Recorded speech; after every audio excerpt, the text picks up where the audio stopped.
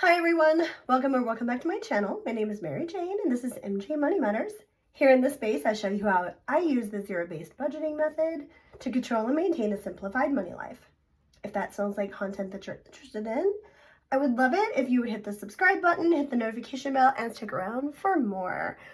Obviously from my voice I got the crud, so please bear with me. It took me a while to get well enough to even do this video, so I'm glad to be here because it means I'm finally feeling well enough to even attempt to talk.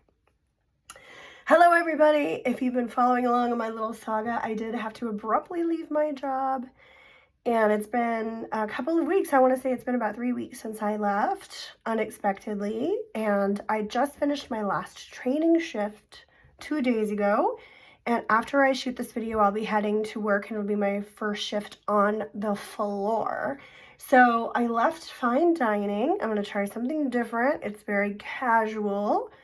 It's in a space that really caters to hosting corporate events, team building events, birthday parties, bridesmaids, you know, all that fun stuff, but really sort of honing in on corporate life. With corporate life comes corporate credit cards. With corporate credit cards, automatic 20% gratuity. When the boss is paying, people drink. So I'm hoping, we shall see, but my hope is that I'll do even better than I did in fine dining, working a lot less. I don't want to say, yeah, you don't put as much effort in. You know, it's fun, it's funner, if you want to call that a word. It is more fun, it's more casual, and it's enjoyable. I'm enjoying myself so far. All right, so I have an estimate of what I think. I put it on the very low end, so I actually may make a lot more than this. We shall see. I also have Sunday off, so I'm gonna have like a whole day off to myself, which I'll probably just spend sleeping, honestly, because I just feel so bad. But it's exciting to have a day off in the week on top of my teaching. And that's going really well, so yay. All right, so I'm going to estimate that I'm going to make about $1,200. We'll see. I don't really know. I'm just going off what the girls say that they make and just put it on the low end of that totem pole. All right, let's get going. So $200 every week for the mortgage, just like clockwork, right? Always putting that in. Someday that will be gone. That is definitely what I'm working towards. I have 7.5 years left to pay on the house, and I once I get done with the lot rent and I get done with the car payment, I want to take that money and double up what I'm paying towards the principal, so that I can get that paid off as soon as possible. My hope is in 4 to 5 years, so we shall see. For now, I'm paying the lot rent, which is where my travel trailer lives, and that is $200 a month. Again, that should be gone sooner than later. It's going to cost a lot. It's going to be $5,000 for me to have it hauled up here. So not only do I need the $5,000 to have it hauled up here, but I also want to have at least 3 months of an emergency fund set aside before I do that. I really am not a proponent of spending every last penny that I have on something, even though I do think it's very, very important. So before I spend that $5 grand to get my trailer up here, I really need to have 3 months of my emergency fund ready to go. It's just, it's a me thing. And that's where I feel comfortable. So people have asked me, like, why have you not gotten it? Why have you not spent that money? It's because I don't feel comfortable spending that money. I don't want to deplete myself that much. It's okay. I'll continue to pay the lot rent. It's, you know, it's benefiting the person that it's going to, so it's all right.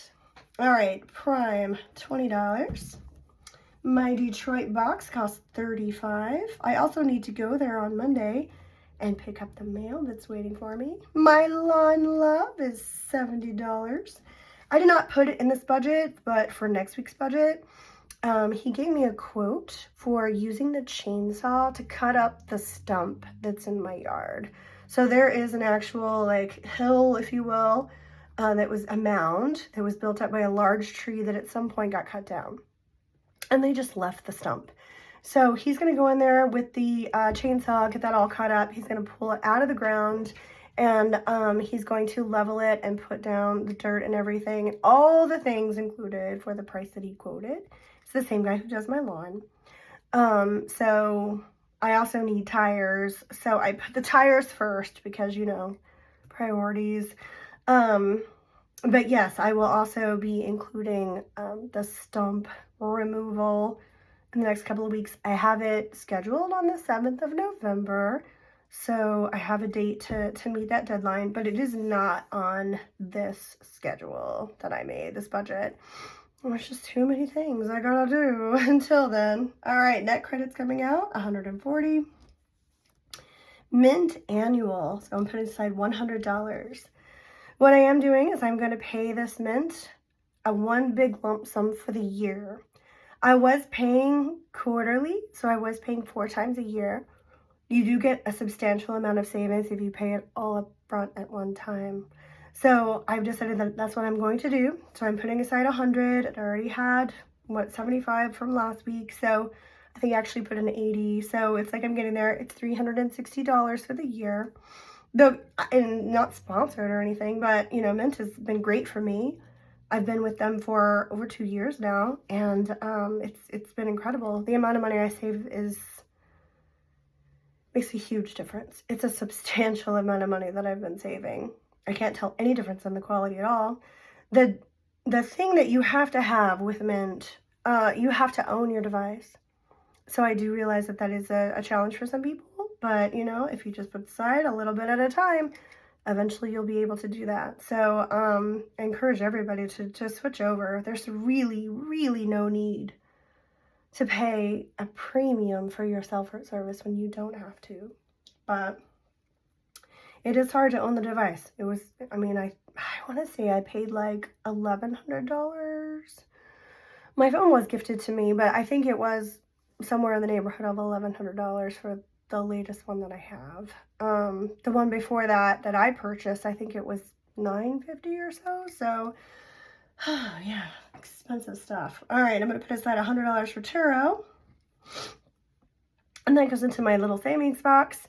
Once I am going with this waiting tables job, once I do actually have cash coming in, which should be tonight, I'll be going to the ATM and pulling that cash out, and so I'll be able to do cash stuffings again.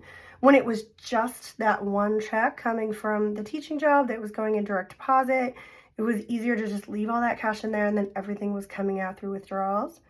But of course, I always want to be ahead. I always want, you know, to pull that stuff aside, but just doing it on the one income was not possible. So I am looking forward to going back to cash stuffing and getting ahead and all that fun stuff, but it just wasn't possible on the one income. I really am a huge proponent of having multiple streams of income. It makes life so much easier. And, you know, when I was met with great, what's the word I want to use? When I was highly insulted by my employer, I was able to say, you know what? Suck my dick. Can I say that on YouTube? Oh, I don't know. But I did. So it was important that I could do that, and I could do that because I had income coming in from other places. Did this make it difficult for me? Yeah, but I could do it. Where if you just have the one job, you just got to suck it up until you get something else. And then that transition from one to the next, when you're waiting on income, it's so difficult. So having multiple streams gives me a lot more freedom and what I can and cannot put up with. And that is important to me, very important to me, because he insulted me once a couple of months ago, and that's it, and then he insulted me again, and then, you know, that was it. When I did go pick up my check, which is illegal that he didn't send it, okay? I'm not going to fight with the guy over it. I mean, the whole reason I quit is, you know, when he, like, threatened to not pay us at all, our tips that we earned, which is also illegal. So it's like, I just want to be done with it. But he was very kind and very nice, and who are you, and how are things, and I, you know, I was really nice back, but also, too, it was wonderful to have an end to that chapter.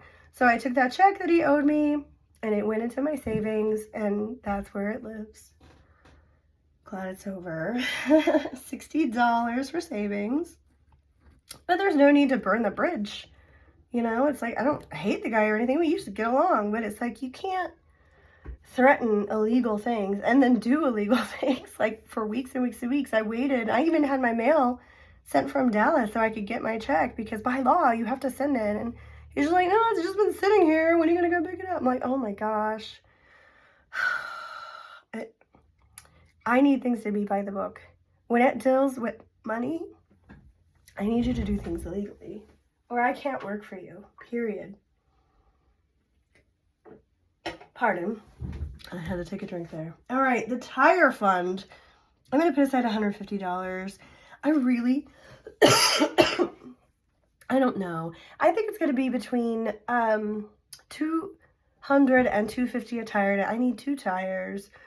And what I'm going to try to do is I'm going to call ahead to the discount tire, and they know me, believe me. I go there a lot because of all the different nails that end up in my tires. But I'm going to pre-order the tires and have them shipped from other stores, because they never have my tires in stock. So that way I'll have it scheduled when I want my tires replaced, and they will be there waiting for me, and they will be prepaid. So my goal is to have aside like $450, $475 before I call and make that appointment. And I'll just do it after school one day that I don't work at, you know, at the restaurant, or I could do it on one of these Sundays when I'm free, but I kind of like having like a full free day. However, you know, sometimes you have to do stuff like tires on your free day. So, well, we'll see. So my goal there is about $475, which, you know, shouldn't take long. All right, so for gas, I'm going to put aside $75. That might need to go up, considering that I'm having to drive far out to go to this place. But we'll start there and see where we need to adjust. And for groceries, which is mostly cat stuff, $50, because I just do eat at work. And then I take that food and I put it in to-go boxes, and then that's what I eat at school for my lunches. So, yeah, I just kind of do that on the, not even on the down low. I think they know that I do it. It's just, you know, I hate things going to waste. I hate wasted food. All right, let's see, $200, $200, $20, $35, $70, $140, $200, $60, $150, $75, and $50 equals $1,200. So we'll see what happens. My hope is that I'll make more than that, substantially more than that. We shall see, and I'll update you. And yay, hopefully next week I can start getting back into doing my cash stuffing and get my hands on cash again. I really like putting things, I like the physical sense of it. I like putting things into the envelopes. I feel accomplished. I feel like I've done these things, especially when those envelopes are weeks ahead and I can start paying things ahead. I mean, I try to do things like a week or so, but, you know, have it a month ahead, have 2 months ahead, you know. I just feel better about those things. And then once I get the tire fund taken care of, you know, I can work on putting aside, you know, the money to have my trailer brought here, put aside money to have my moving van to actually go get my things. It's been over 1.5 years. I would like to get my stuff. I'd like to stop paying for storage. But I can't do those things without an emergency fund. I just can't do it. I don't think it's a smart idea. So I'm working on it a little bit at a time, and thank you so much for being here. I really appreciate you. I'm sorry about my voice, and have a great one. Bye.